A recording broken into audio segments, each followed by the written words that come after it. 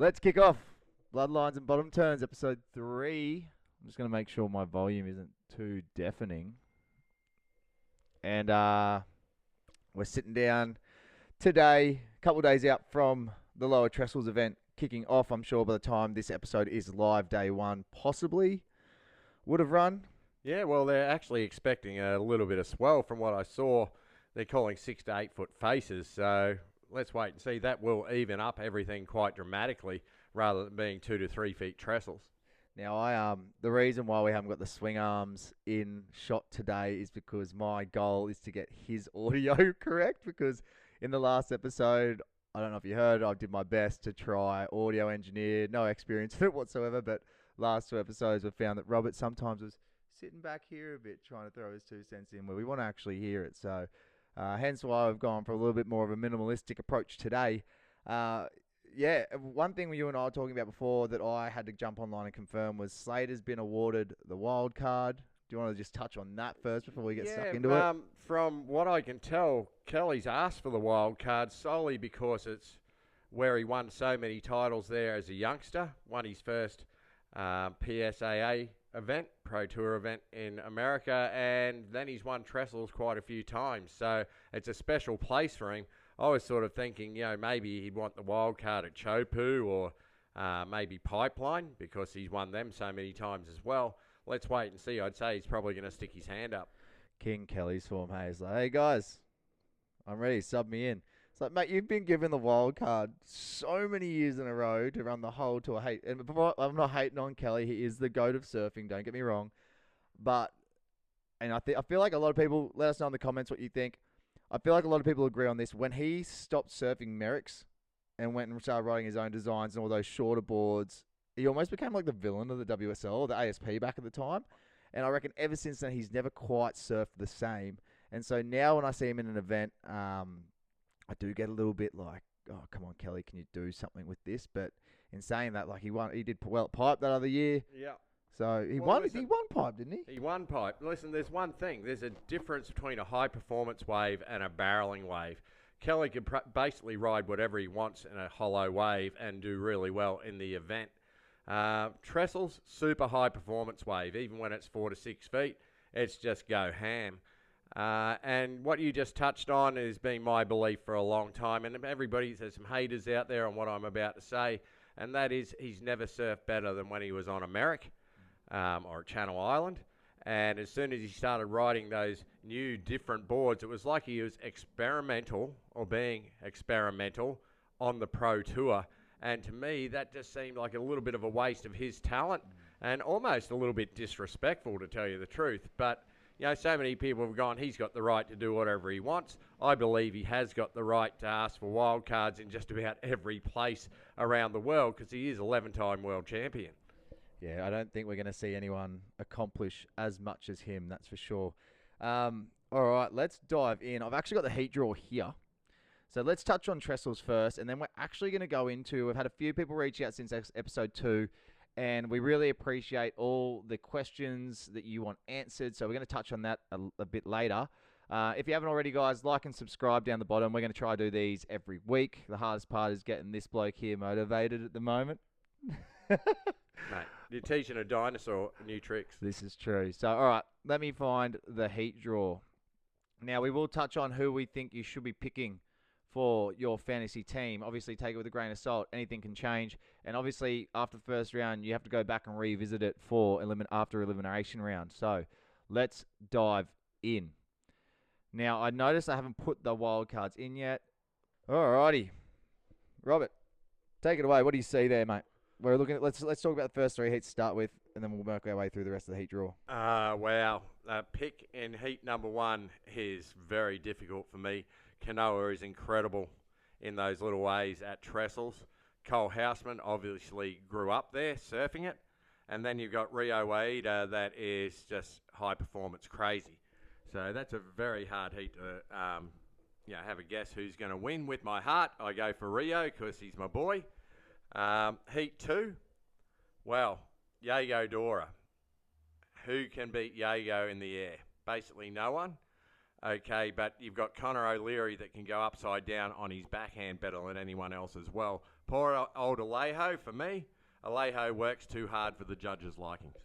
Yeah, look, I think Heat 1, to be honest, as much as I don't usually pick him, I'm probably going to take Kanoa over Rio. Yeah, well, listen, I don't doubt it. I'm Because just going with my heart. Yeah, of course. And I've done that many times. I usually do that with Connor quite often, which I'm gonna take Connor in round 2 because he's my boy.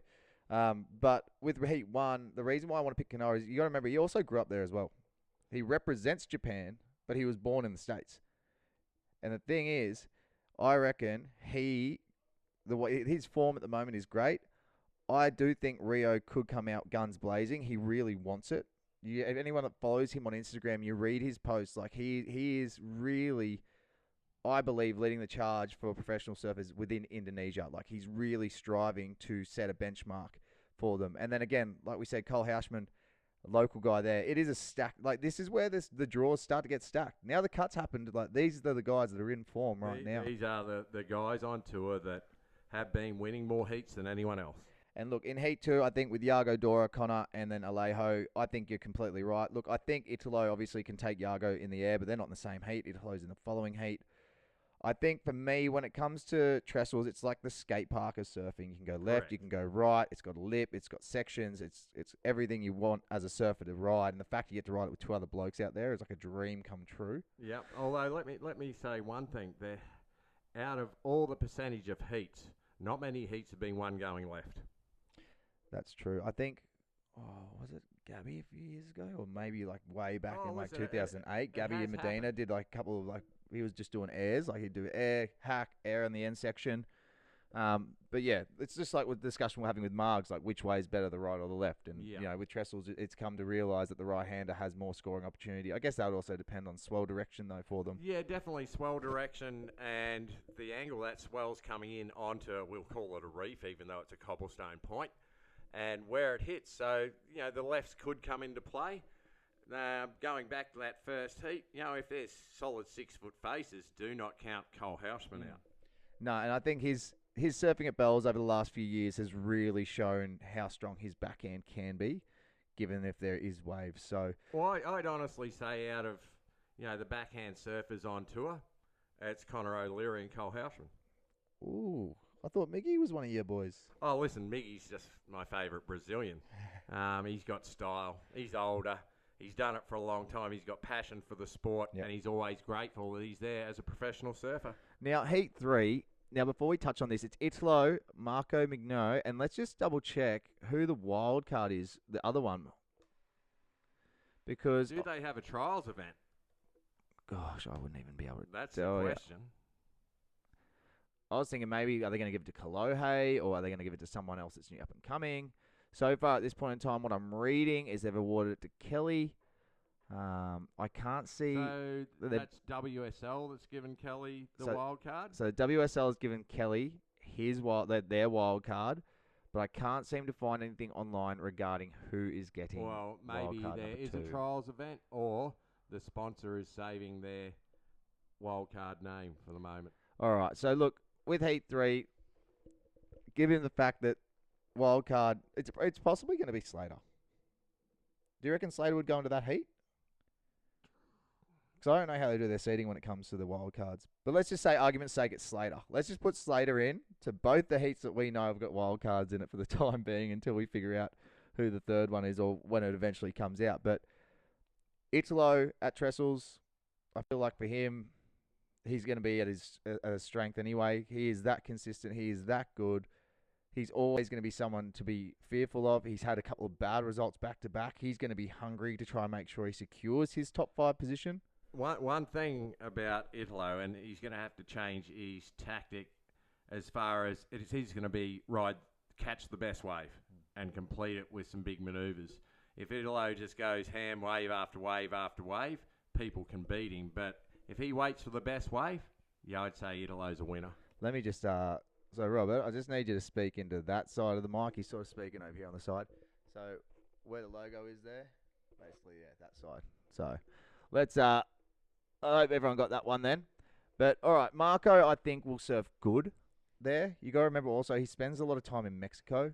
So I've got a feeling he's probably got a few runs on the board there outside of competition at Trestles. We've seen him surf beach. Well, no, it's not a beachy. Like you said, it's not a reef break. It's not a beachy. It's a cobblestone point. I've got a feeling that he could come out with something pretty spectacular if he gets the opportunity to go to the air. The thing is, if they get Slater, it's going to be two guys that have a strong air game versus Slater, which is mainly all rail game. Hey, putting back on Merrick, Slater can still go to the air. The one thing I must point out, there's nothing easier to surf than a cobblestone point. Okay, it's not a slab, it's not a beach break. Everything's set up. It's easier to read the waves that are coming through and pick what's going to be a good wave, and it's easier to read that wave on what sort of maneuver to do because it's not going to flop down the line. What you see in front of you is what you see. Did you ever surf Trestles? Once. Too crowded. It's like me going and surfing Snapper now. No, thank you. Yeah, no, we avoid crowds. All right, so Heat 4 is Geordie Smith, Crosby Colapinto, and then the other event, Wild Card.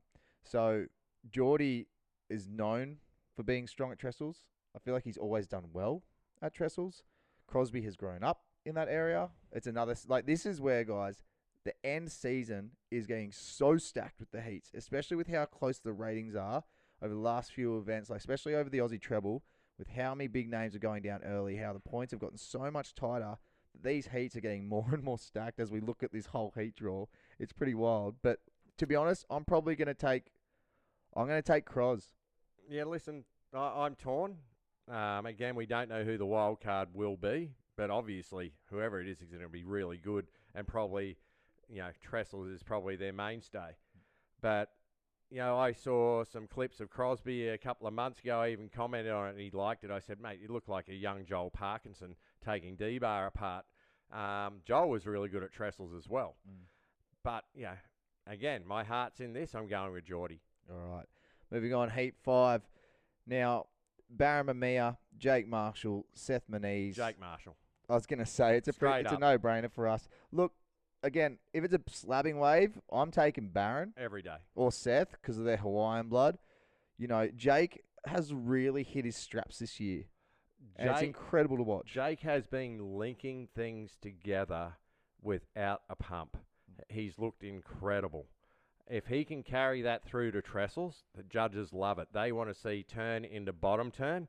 They don't like seeing the double pump off the bottom. And this is going back to what we're saying about Alejo has to work hard for the judges. When you watch Alejo surf, his bottom turn, he's doing 2-3 pumps at the bottom to try to get to the top. By the time he's there, he's lost his speed. Unfortunately, again, not riding Alejo off. Brilliant surfer. But I'm seeing him do 4 pumps to other people's 1. Yep. Heat 6. Aussies boys versus the local. We got Ethan Ewing, Griff Colapinto, and Jolie Vaughan. Look, my heart tells me Ethan. My mind tells me it's going to be a close one with him and Griff. But then, if Joel gets an opportunity to go to the air, because he has got that in his repertoire, it's anyone's. I'm not even going there. It is anyone's, because Joel has got some of the biggest airs that you've seen, particularly in waves like that. Phenomenal. But Griffin, again, he's grown up there. And then Ethan, every human being's favourite surfer. Nobody surfs on rail like Ethan, but I'm not even game to pick a surfer in this one. I remember you saying in our last episode, we had a chat saying maybe it's time for Ethan to get a little bit jiggy with it and start doing airs. This might be the event that he needs to. I'm not saying that he will have to, but he may need to start bringing more innovation to some of his maneuvers. His rail game to me is absolutely flawless. I can't help but continuously watch it from my pre-surf amp-ups. But like we've just come across, like Griff's biggest point score in Margaret's was that 10-point row. We did a full row. Everyone's saying it's one of the biggest airs done in competition. Then we got Joel Vaughan, who is known for doing crazy out-of-control airs. I hope Ethan can stick it with him. Listen, I've seen Ethan do airs. He can do airs. His mainstay, his bread and butter, is his rail game. If I was Ethan's coach, I'd be like, it's quite simple to be a coach. You go out there, you put your bread and butter together, make your sandwich, and then throw some salami on top. Meaning, build that house, get those couple of scores. If you're in front, go ham, throw it into the air. If you're way behind, go for the biggest air you can try. All right, some words of wisdom from the Rob Dog. All right, Heat 7, an all-Brazilian affair. The Brazilian Oh, Storm, the poor buggers, they got to go against one another. They probably hate that. You got Felipe Toledo, Miggy Pupo, and Joao Juncker. Again, I feel like a broken record saying it. It is a stacked first round, this event. oh man, and even you look down at the next heat as well. But yeah, unfortunately, I love Miggy, but I can't go past Felipe. At Trestles, Felipe every day of the week. Even if it's 6 feet plus. I mean, J-Bay, Trestles, Point Break, Felipe, phenomenal.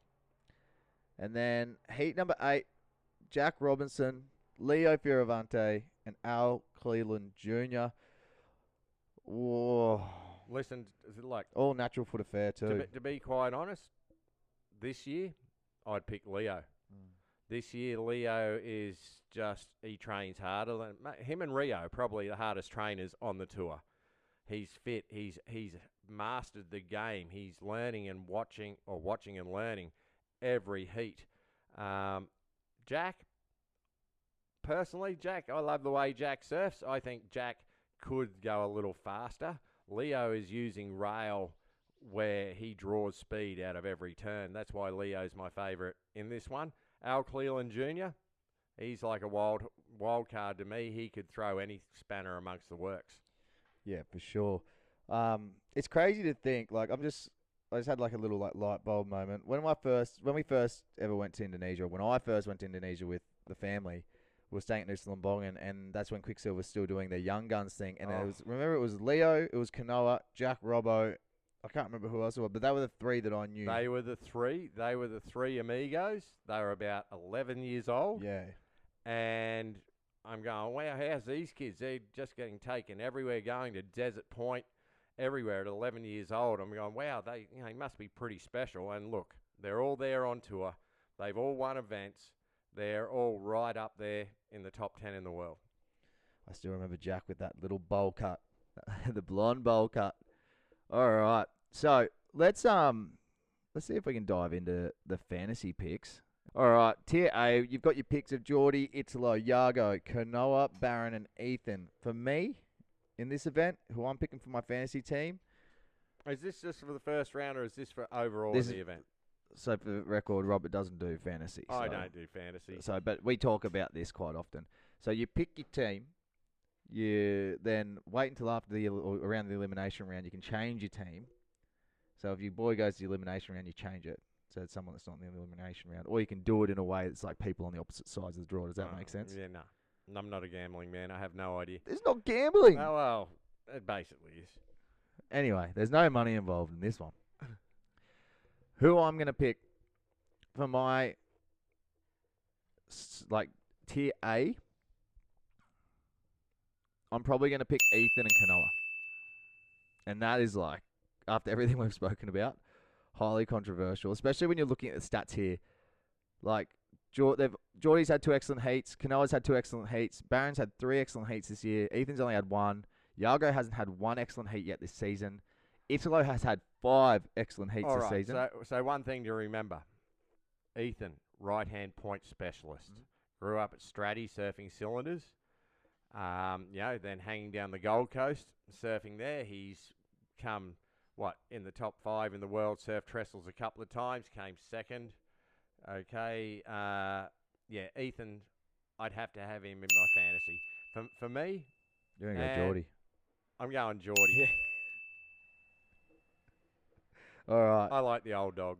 We love an underdog story, especially this hasn't been spoken about, I don't think. I haven't seen any tabloids on it. I was saying to Dad, I would not be surprised if Geordie Smith wins a world title this year. He may hang up the Rashi. I don't think so. He loves it. I know he loves it, but he loves it. Yeah, but listen, he's supporting his family doing this. He's going to do this as long as he can but I'm sure he will get out before it gets embarrassing. Yeah, well, that's the one thing with Geordie. It never has been embarrassing for him. No. Because he's got everything in his repertoire. He's a journeyman, and right now he looks more relaxed and more confident in his ability than I've ever seen Geordie. All right, moving on to Tier B, where we pick 4 surfers now, Robert. 4 surfers? 4 surfers now. Do you want me to go first? Or do you want to go? Is that Tier B right there in front of us? That's your boys. That's who you're picking. Okay. So, oh, wow. I'm going to pull it closer Tier because I B- feel like Tier- Dad does need like Tier a little B bit is of... huge. Okay. And how many surfers? 4. You take that. Do I get 4? Yeah, you get to choose 4. Okay. Felipe. Griffin. Griff and Heath are going to have a clash in the first round. Oh, okay. So maybe that's not why. See, I'm not a gambling man. I don't understand. Okay, so definitely Felipe.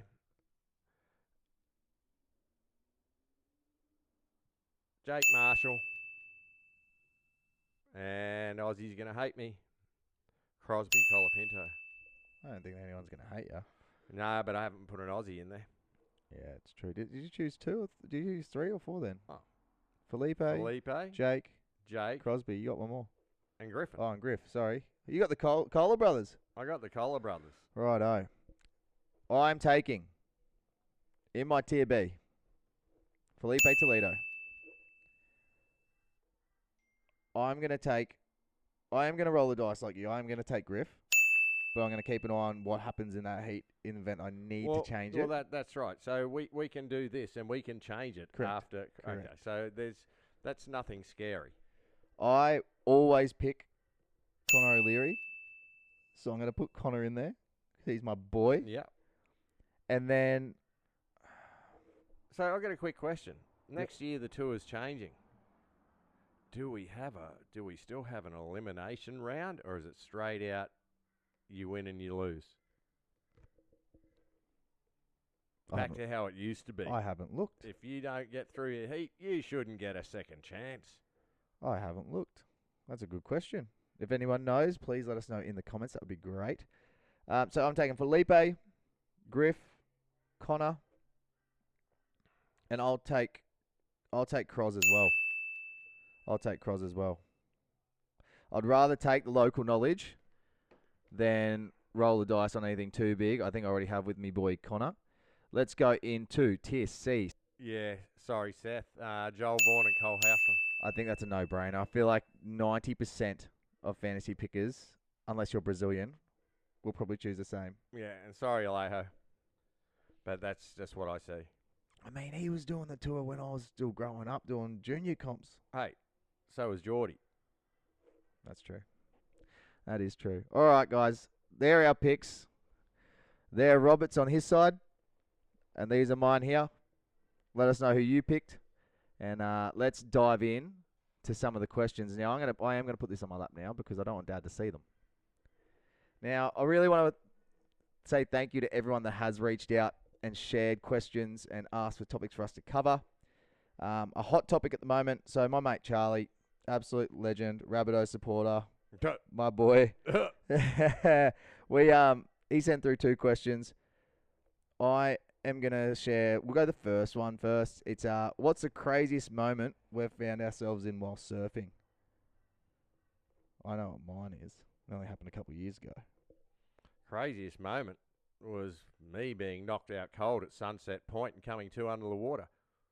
Have you got a scar from it? I've got a scar where I had 10 stitches in the side of my temple, and then I could stick my tongue out through my lip. And I came to, and I thought I was like in the surf movies I saw in the 70s where the music was playing and the sun was glistening through the water. It was magical. That's Somewhere Over the Rainbow song's just playing as you're like looking through, and there's like, ooh, all the sun And coming then the through. funny thing was I ran up to a track that no Howley should run up to, and there was this big Hawaiian man that would have, for Aussies, about 120, 130 kilo. I've run up to him going, hey mate, how bad's my head? He's looked at me going, hey bruh, don't worry about your head, man. Go and get your lip stitched. You know the rules. You know the rules. Oh, man. I think my most recent crazy moment was when we were training at Kawana 2 years ago before I went down to Iluka for the QS.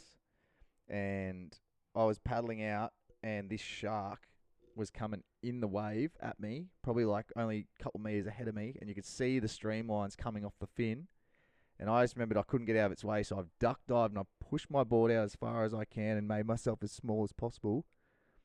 Just tipped it, and I've come up and the thing's gone. I've turned around. The guy behind me is pale white. He's like, did you see that? And I'm like, are you kidding? Of course I saw it. It was coming straight at me. Anyway, I ended up going out and telling all the boys, guys, just beware, there's a shark out here. And then maybe like 10 minutes later, I look in at him because he's on the beach filming. He's on the beach doing these ones, just like, There's a waving shark us there. in. Shark, boys, shark.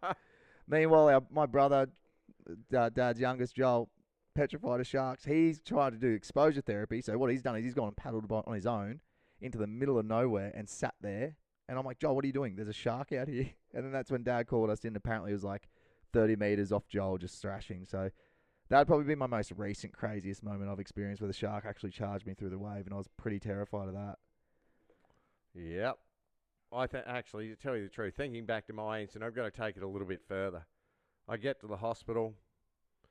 The doctor's on emergency rounds. Nurse says, you don't want to be here. It's going to cost you $100 US a stitch. At that stage, our Aussie dollar was worth 50 cents to the US. Oh, my God. So we're talking 10 stitches. That was going to cost me $2,000. But she's gone, the doctor that's here has got his private practice a couple of streets away. He'll be finished in half an hour. Just go and wait for him. So by the time he gets me in, it's 3 hours after I've been trashed on the reef. And he looks at me and goes, board or reef? And I said, reef, why? He said, well, what did I tell you to? I just want you to bite down on this stick. He didn't give me any injections to numb it. He's just got his surgical brush and gave me the stick, put it in my mouth, said, bite down on this. And he just started scrubbing it out. And then he gave me the needles to numb it. It was like, yeah, that's really nice of you, Doc. Bit backwards. You Aussies down under do it otherwise, they say. I think he was just a bit of a, what do you call it? Not masochist, sadist. And for everyone wondering who this cute little thing is in the corner, this is Mum and Dad's dog, Daisy. Hello, Daisy. Hello, Daisy. Are you coming in for a cameo? Who do you think's going to win Trestles? Silent. Dog, a few words. All right. Charlie also wanted to ask us who would be our 3-on-3 all-time State of Origin surf team. Now, we've just realised, you showed me last night, that there is a Surf of Origin going on actually in Burleigh in a couple of weeks. No, I think it's on this weekend. Tell you the truth, the 7th. Controversy. Rob Machado is surfing for New South Wales. Go figure. Yeah. Eligibility requirements. That is, I don't know about that, man. Listen, I'm pretty sure this is all just a charity event for something Mick's involved with. He's so good with charities. He's actually the most phenomenal surfer I've ever seen as far as charities go. Yeah, it's not your true state of origin. The last true state of origin happened way back in 95. I'm pretty sure it was. And fortunately, I was in the winning team with Queensland. It was me, myself, the Frost brothers, Munger and Darren McGee, and Trudy Todd. And we got to beat the likes of Barton Lynch, Damien Hardman. There were, I think, 3 world champions in their team. 4, including Pauline Mensah. And somehow, Queensland towed them. This sounds just like real State of Origin. Yeah. You Blue supporters give your roster full of these superstars that you're paying big bucks to, and then the worst team in Queensland comes in and beats you. I'm not saying you guys are the worst, but well, but we were definitely definitely underdogs. Yes. But yeah, eligibility requirements in the current Surf of Origin, I am very questionable. They've got Ash Harrison, old Queenslanders playing or surfing for Queensland, and they've got Rennie Matua surfing for New South rugby Wales. league players. And then New South Wales got Mick and Ockie, and then we've got Bede and Joel and Louis Hind. Hey, let me say one thing. They might come from New South Wales, but where did they move to live? Yeah, I mean, they live in Queensland. Is Mick's postcode Queensland or New South Wales? That could be debated. Hey, doesn't he live? Hey, he's in Kira Board Riders. Yeah, good point. That's a good point. He's not in Tweed Heads Board Riders. See, all right, if I'm to choose an all-time 3-on-3 Origin pick, it's hard to pick for New South Wales because I just don't like associating with them because they're New South Welsh and when we're talking anything to do with Origin. Well, hold on. You're a South supporter. All right, let's clear this up. The only reason why I'm a South supporter is because if it wasn't for Souths, your wife wouldn't have and her family wouldn't have moved over from New Zealand, mate. And I do not back the Broncos. You did not have to tell people that you got part Kiwi in you. Where do you think I get this incredible complexion from? All right, I'm going to take for Queensland, Parko. Ooh. Hold on, are we talking all time? Well, this is the thing. You're gonna have a bit we're more. talking way back to the day. You're gonna have a bit more IQ. Actually, I just want to hear yours because I'm not gonna have enough IQ. I'm gonna be talking about guys How my many age. surfers? Let's say it's 3-on-3 he's asked for. 3-on-3. Michael Peterson. Michael Peterson. Wow. So hard because that era was full of it. And there was Michael MP, PT, Rab. Then you're looking at Kong, Munga, Julian Wilson. You can only choose 3. And then Joel. Well, Why don't you do like someone from the 80s, someone from the 90s, and someone from the 2000s? From the 80s, so after Bugs. Yep. Oh, gee. 80s, Kong. All right, so he's like our prop. Yeah, well, exactly. Are we playing football or are we surfing? No, I'm just like associating what they'd probably play on the field for us as well. Well, how about they play both?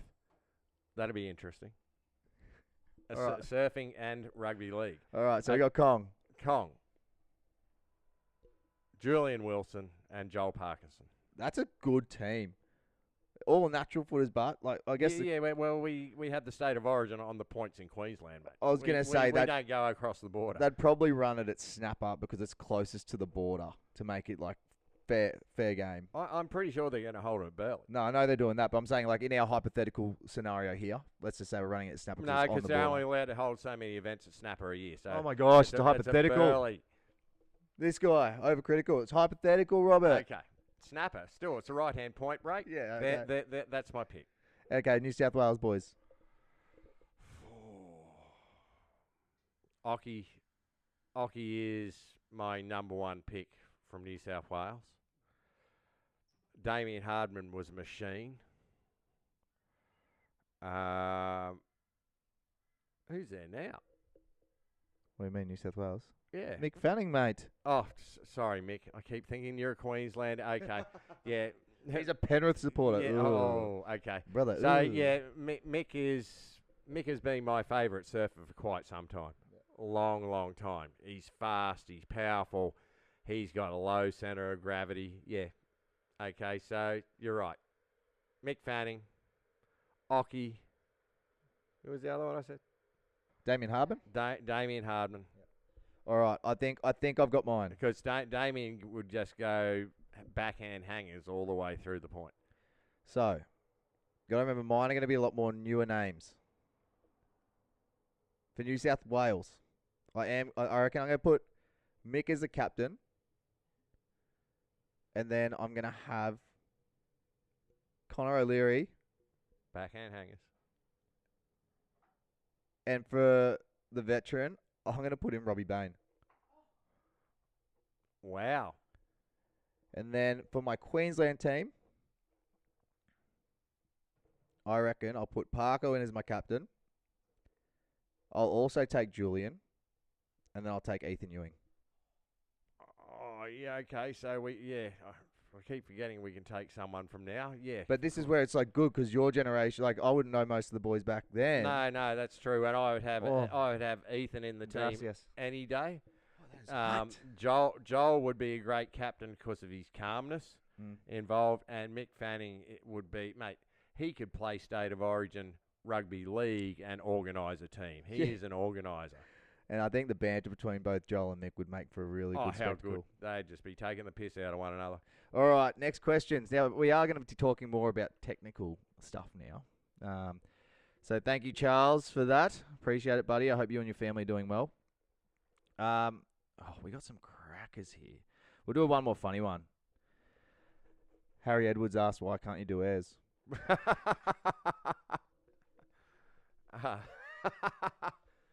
Once upon a time I could. Because, mate, okay, Harry Edwards is lucky to be, 68 kilo ringing wet? Yeah, about that. Okay, so I was 70 kilo when I was competing. I'm now 80 kilo. I'm also 60 this year, Harry. Why do you still ride a Baron? Yeah, for the record, Harry is a friend of ours, did a bit of surf coaching with us, and all he rides is a black Baron twin fin, even when it's like 6 foot Kiwana. So maybe, Harry, you got to ask yourself, why can't you do airs when you're under the age of 30? That's a serious question. Yeah, once upon a time. when we were doing ours, my era, Taj was the first one that I saw actually do a rotation. Yep. And I was still competing pretty much at the highest level, like seeding into QSs and, getting basically the round before the main event with my seeding. And Taj came along and I watched him. Oh, what contest was it? I think it might have been the 4X Pro down at Surface Paradise. And I've just seen him bust this rotation 360 air. And I've just gone, what do you call that? And what's really funny though is, Josh, we were doing straight airs, and now the judges actually love straight airs again. They're coming back. If They're you do a coming clean back. straight air and you come out of it with speed and transitions clean, it's beautiful. Well, that's because you can land off a straight air and go straight into a bottom turn. Absolutely. All right. Now, Harry, thank you for that. Damon Weir reached out to us. I think this is a really good question. Legend and son of a legend. Absolutely. The Weirs are well known on the Sunshine Coast. Beautiful family, all great surfers too. Where his question's really good, and it relates to our title, bottom turns.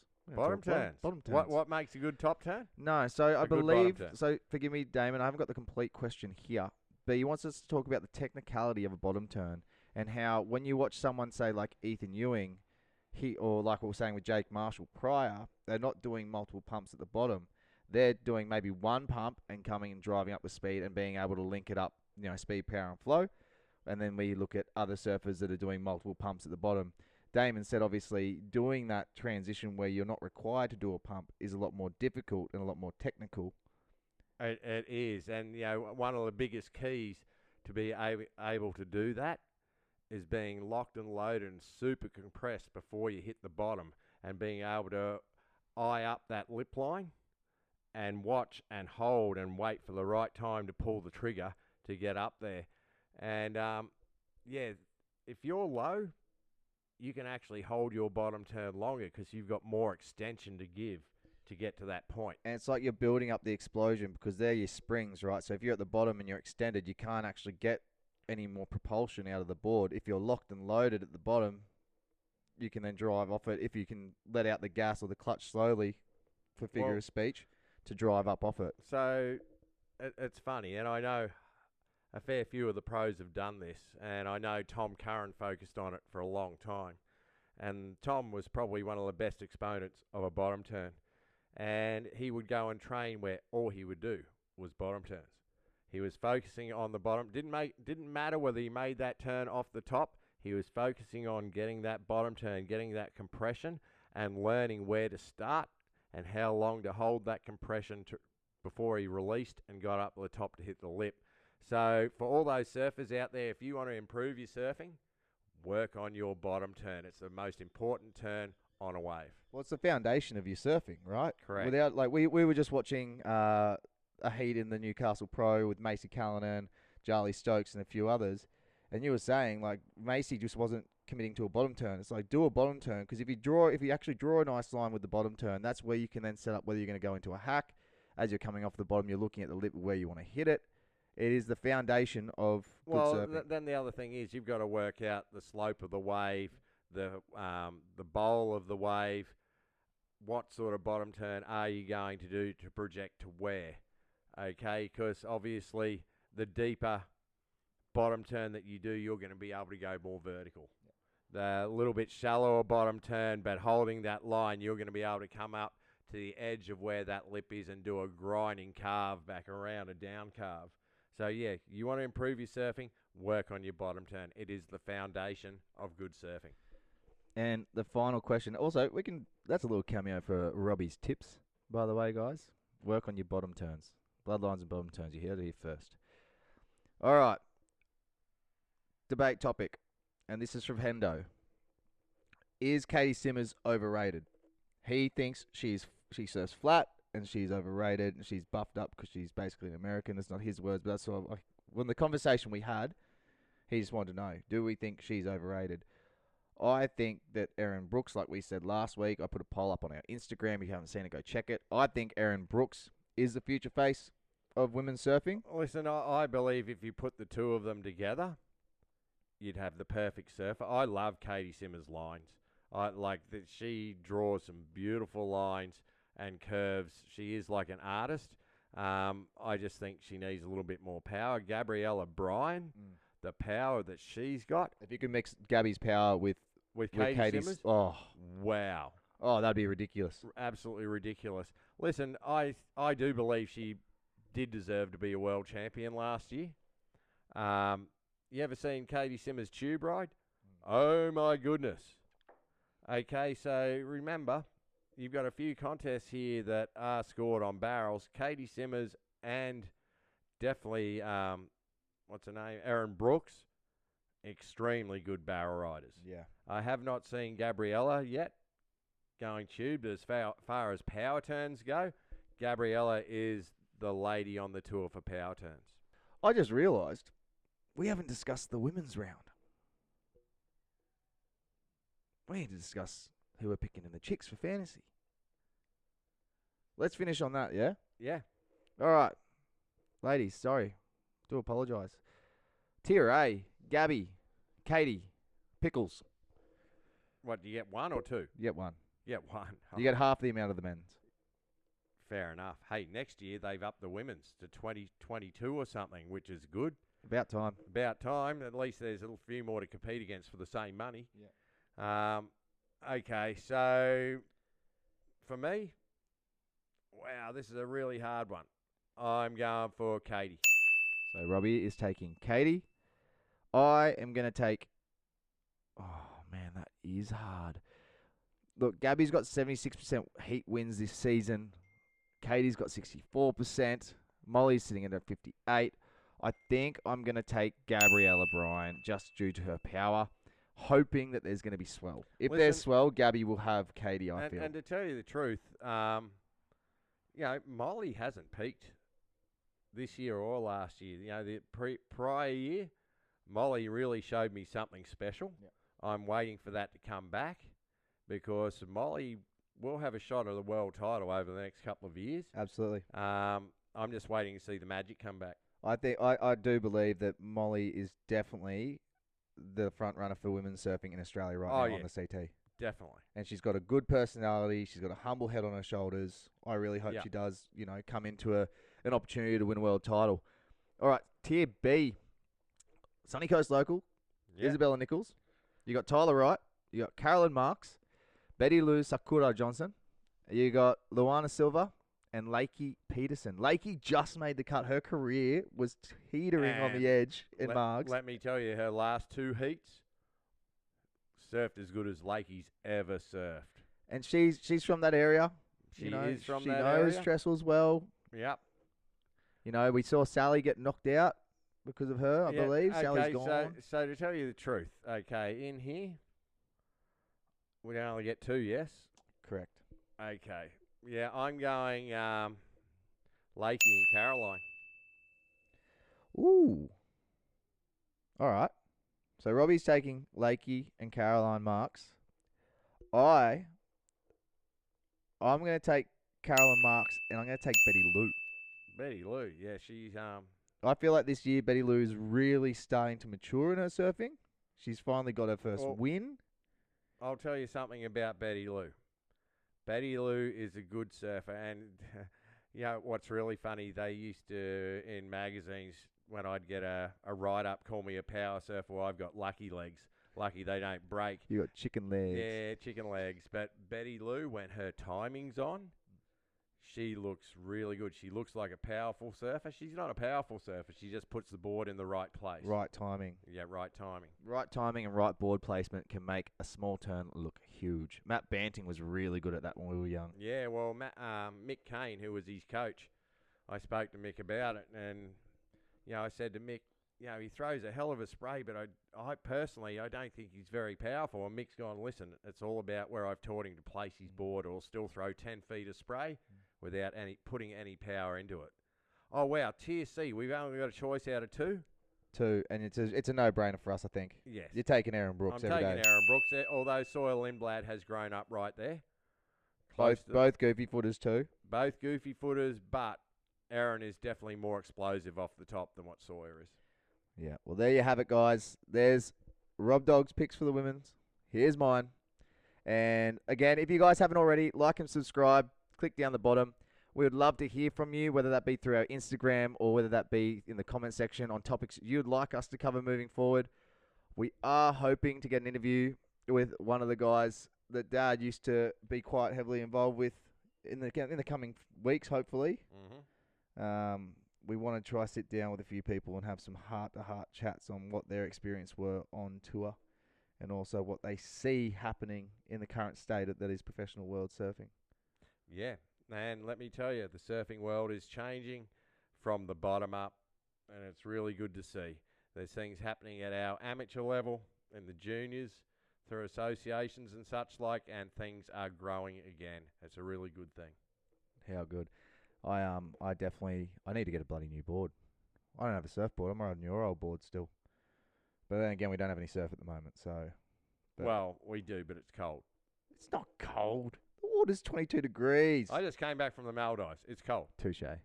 All right, guys, that's enough of us waffling on. Thank you so much for tuning in, and we'll see you all next time. Cheers.